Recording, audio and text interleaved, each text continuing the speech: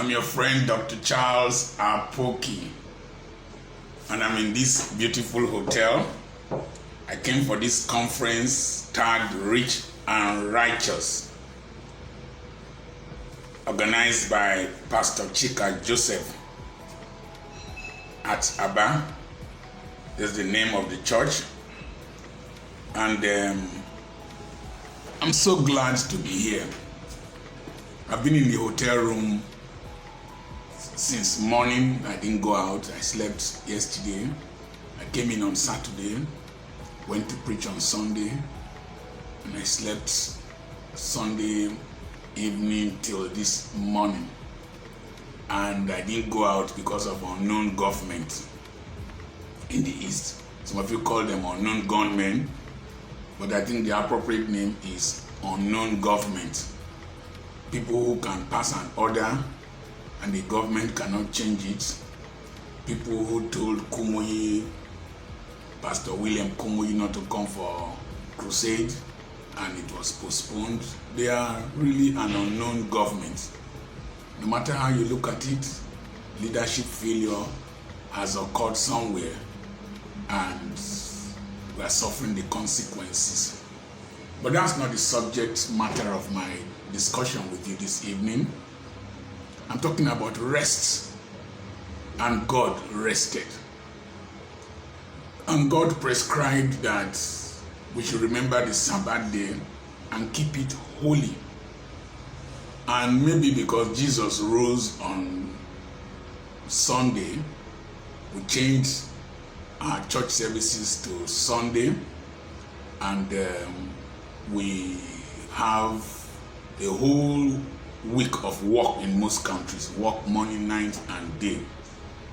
Research has shown that Seventh-day Adventist members, the Seventh-day Adventist church members in the United States of America and Canada and some other countries live longer than other Christians because of the Sabbath rest and their diet.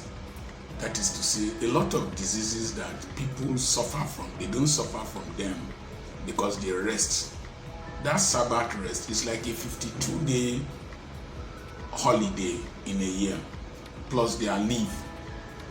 So you see that rest is an important part.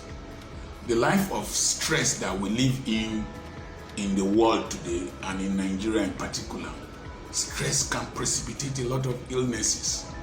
From hypertension to stroke to cancer to diabetes to rashes to migraine to asthmatic attack to all kinds. A lot of illnesses are precipitated by stress. So arrow number one, learn to rest.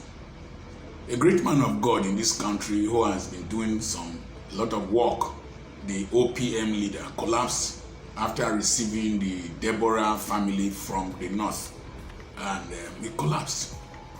And when they asked him what happened, some people were saying it was an attack and all that. He said it was not an attack, that it was stress, and that he had traveled to several countries to see where his students are, and that he did not rest before coming to that ceremony, and he collapsed.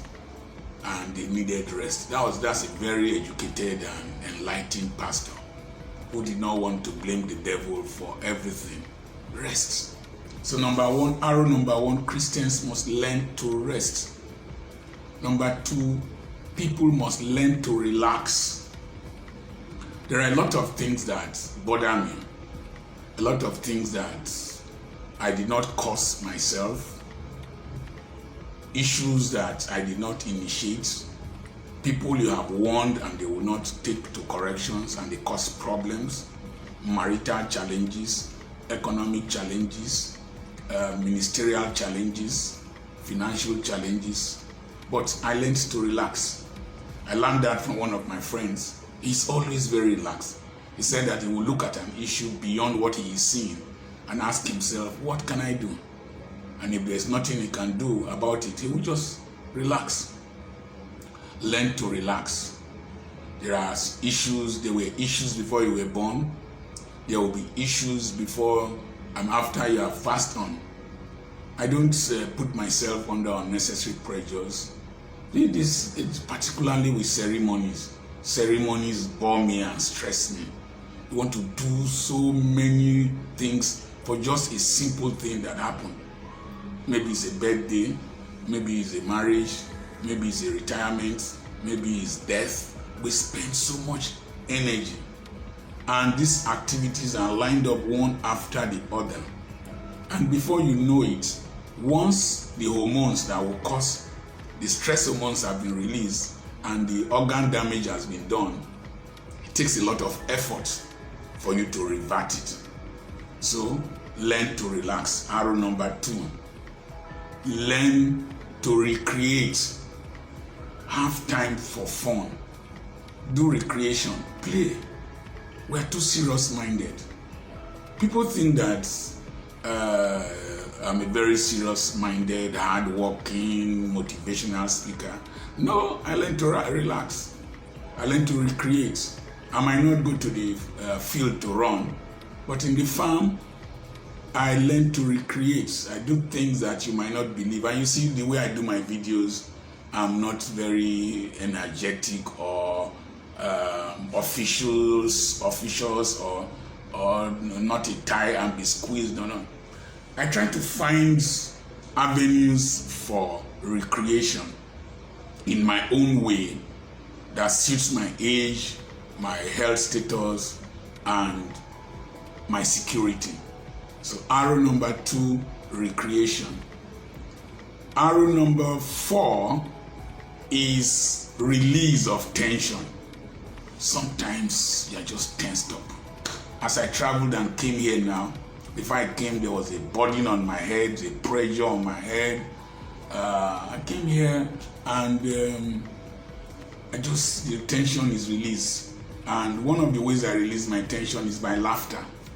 As I'm preaching, I create so much laughter. Sometimes you might mistake me for a comedian, but the process of creating so much laughter, I release stress, I release tension. So there has to be an avenue for the release of stress and tension. And one of the best ways for me is with my wife. When I'm with her, I release the tension that is built up in me. But sometimes women don't understand. They don't understand. You come, they bring domestic issues, they bring this on, that did this on. I just want to sit down with you. I want to lie down with you. I'm just cuddle you, and even if we make love, I just want to let the tension get out of my system. Don't add more tension. Don't start asking me for money when we're on bed or negotiating issues. Any decision I arrive at that time is not binding because I was under pressure. But that does not apply to non-married people. You can play sports, you can sing, you can dance, and then travel is one thing that helps me release stress. I love to travel. Then the next thing, release of stress, recreation, relaxation. Then you need a time to reflect. One of the things that helps me in a photo is that when I get to that place, Petra Institute and farming, it's not necessarily the money I make there. I reflect on issues. I take time to reflect. The environment, the serene environment, helps me to reflect, to think about issues. So you need time to reflect about your life. If not, you will just be busy making the same mistakes, spending energy without re-evaluating your life. You need time to relax. Then you need to develop relationships. One, and they have an avenue to nurture your relationship with people, to grow your relationship with people, to relate with your spouse. Under tension and pressure, Isaac was romancing his wife. And the king looked from the window and saw that he was romancing and caressing his wife. So romance is very good in married situations for married people. Isaac was afraid of Abimelech, whether they would kill him or not because of the beauty of his wife. But at least let him just romance a little bit. So why am I saying this? This hotel I'm living in now is built by an unbeliever, most likely. And we have come here, people have come, there was a swimming pool, people were swimming, there's a bar, people are drinking, the rooms are here, and yesterday the whole place was jammed together because there was a marriage ceremony, there was a reception, the hotel rooms were booked full, and people were all over the place. I believe it's time that Christians start to develop centers where people can read, people can rest. Arrow number 3, people can relax. Arrow number 4, people can recreate. Arrow number 5, people can develop their relationships with others. And the arrows I mentioned. Let's Christians develop centers. Most of the places we patronize are owned by unbelievers. And there are things you might not want to see that you see. But we can build centers, and that's one of the things I want to do at Efroto. Apart from the school, there's going to be a place where people can come to, they relate with each other, cross-fertilize ideas, they relax, they read, they reflect, they rest, they recreate. In the process, people will go back refreshed. We are too tensed up. When they say call to glory for a life well spent, really spent doing what? If it's only money that you look for, and you can't travel and live looking for money, then you are a slave to money. You are a slave to money. I keep asking myself that foreigners come to Africa. Why is it that Africans don't enjoy the Africa themselves? You live at the foot of the Kilimanjaro. You will help people carry load to the peak. Why don't you develop a festival of climbing the mountain on your own? We have beautiful animals, beautiful sceneries around us. But African is always tensed up, fighting each other over politics, fighting over religion, fighting over blasphemy, fighting, struggling, What is it? I'm living here refreshed. I'm going back home ready to work. Even the environment I live in at Will is very refreshing. I have trees. Somebody told me that it's as if that I make living in Nigeria very refreshing and very easy. It's not easy, but I've chosen to make it easy. Happiness, joy, relaxation comes from my mind, not necessarily what is happening around me. I remain your friend, Dr. Charles Apoki, and God rested.